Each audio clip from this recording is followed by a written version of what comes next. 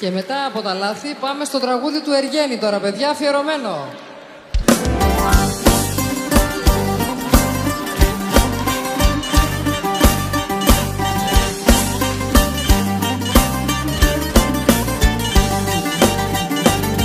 Δεν θέλω μόνιμη αγκαλιά,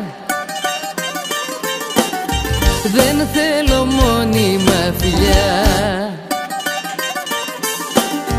δεν θέλω έλεγχο τι κάνω και που πάω, τι ώρα γύρισα εχθές, με ποιες αλήτευα προχθές. Τέτοια σκλαβιά δεν την μπορώ, δεν την βαστάω. Πάμε ρε παιδιά!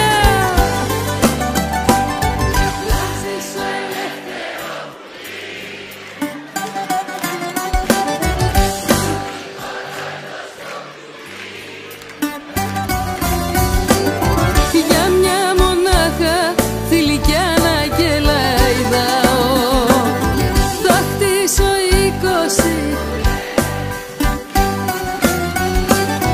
κι άμα γουστάρω αγκαλιές από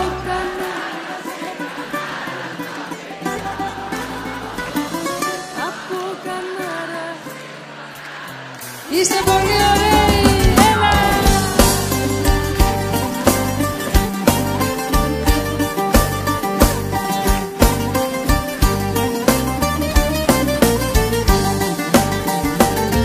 Θέλει η ζωή μας αλλαγές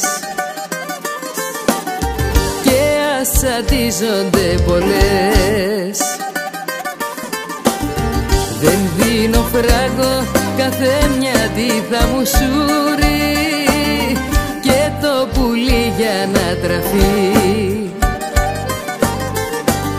πρέπει να αλλάζει την τροφή και όχι σκέτο καναβούρι, καναβούρι.